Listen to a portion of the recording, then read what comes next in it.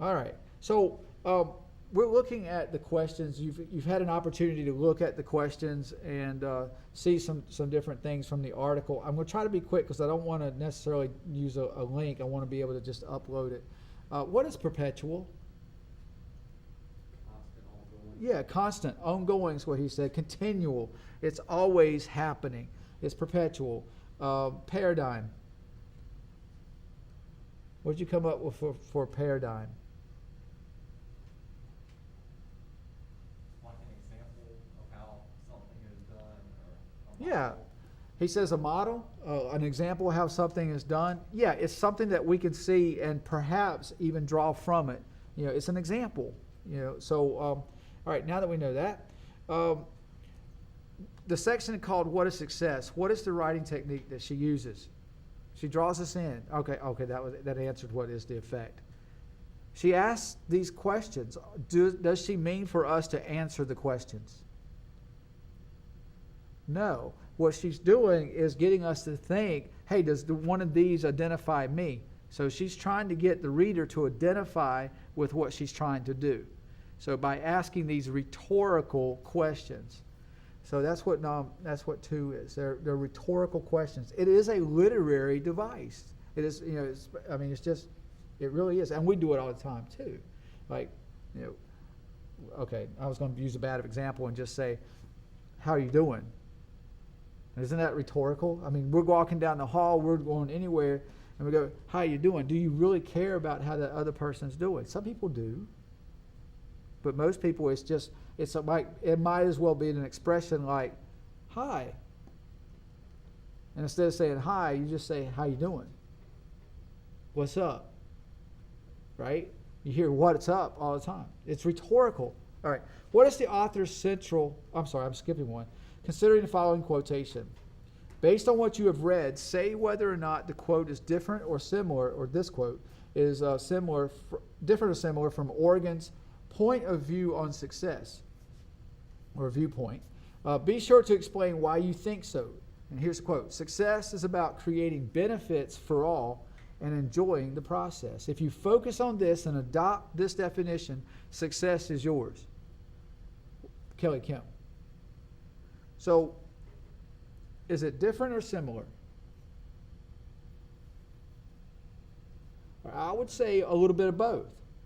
So she does say enjoying the process. What did Oregon say? Go back to the top. Success is not a victory result, but a perpetual state of mind. It's learning from external paradigms of accomplishment while listening to a compassionate inner voice. And she mentions in her article that kind of similar to Ben Franklin. Again, we're going to end up comparing and contrasting. It's the process that's what's liked, what the enjoyment of it. But to make matters worse, I mentally combine each of these images of success to create a composite idealized persona, a beautiful physical fit, best-selling author who never yells at her kids. And at the end, she comes up, success is not a victory result, but a perpetual state of mind. By those definitions, success moves beyond something we strive to attain and becomes something that we can live every day. So I like that kind of a conclusion there with what she does. But back to the questions, success is about creating benefits for all. That's where I kind of think that they're not similar, because she's hinting at or not Kim, but Oregon is hinting in her article that this is about me.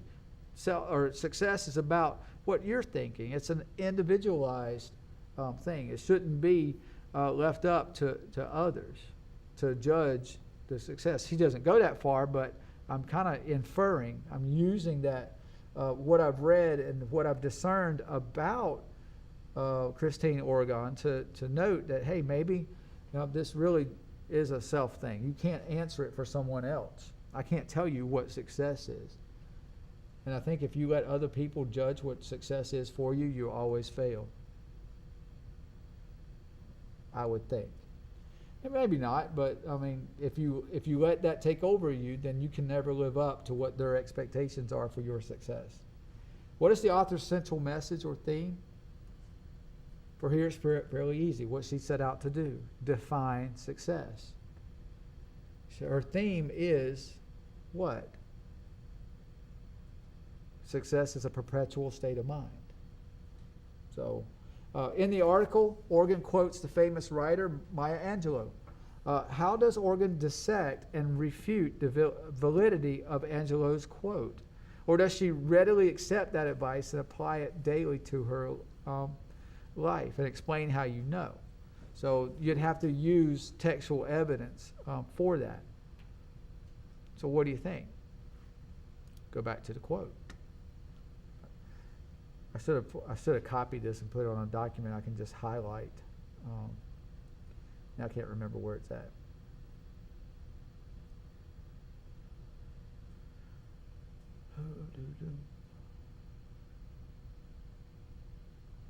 There it is. All right. Given the unattainability of success as measured by this composite ideal, many suggest a more personal standard of success. As Maya Angelou says, success is liking yourself, liking what you do, and liking how you do it. So that's very personal. But again, she's telling us at the very unattainability of success as measured by the composite ideal. The composite ideal is success as viewed by others. So while this definition does seem more relaxed than the unattainable success of a fictional flawless person, it's still a little tricky. And then she tells us how it's tricky. She likes herself most days, like what I do most days, and like how I do it most days, but there are plenty of times when, quite frankly, she doesn't live up to her own expectations. So you can use that quote there, and she tells us that's how she does it. Notice here, when I worked as an associate at a large law firm, an associate at a large law firm, what does she establish for us? And kind of going back to the Patrick Henry stuff when we were doing ethos, pathos, and logos, what did she just establish for us? Her credibility, ethos. So her own, she is an attorney. She's an attorney, and she's working for herself now, not in practice, but she does freelancing as an attorney. She didn't use the word freelancing, did she? She used something else. Yeah, the freelance work I do now. Yep, okay. She did use that. All right. Okay, I don't know why I just blew that up. But I just find it pretty interesting. So she doesn't readily accept that advice from Maya Angelou. She incorporates it, she applies it, but she knows that there's going to be problems associated. Like she said, I like myself most days, but some days I just fail. Okay? Where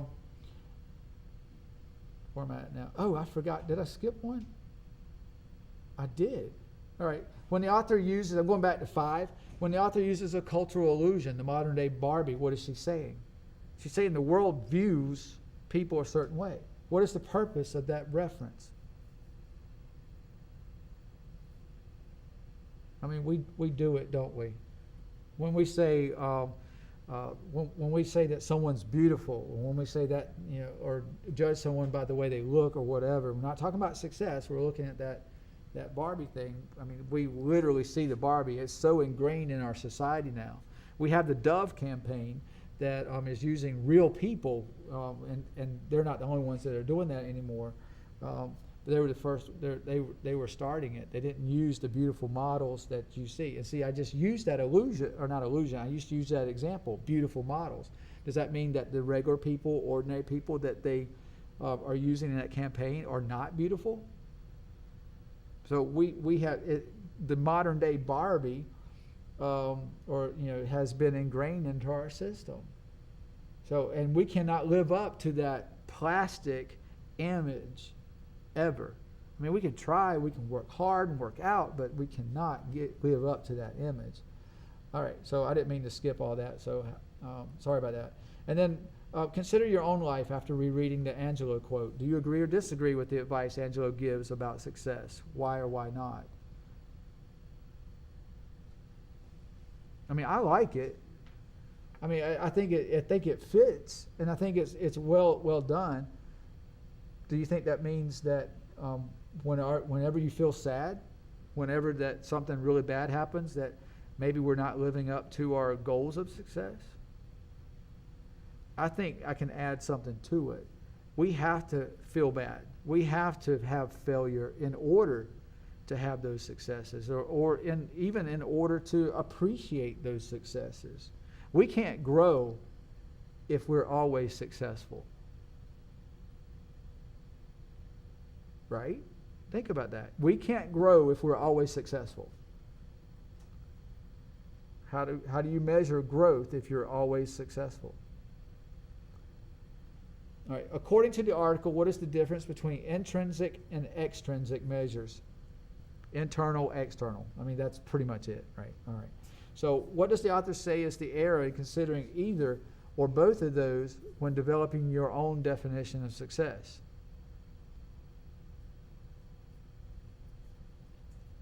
It has, I mean, if I was going to infer, and I'm going to infer because I'm not going to use a quote, I'm just going to look at the entire article, that there's too much variability.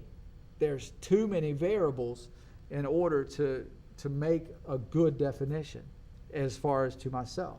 And then, I mean, can I really do that? I mean, I kind of disagree with that. I think that if I look at the outside and the inside and incorporate both, I can actually do it.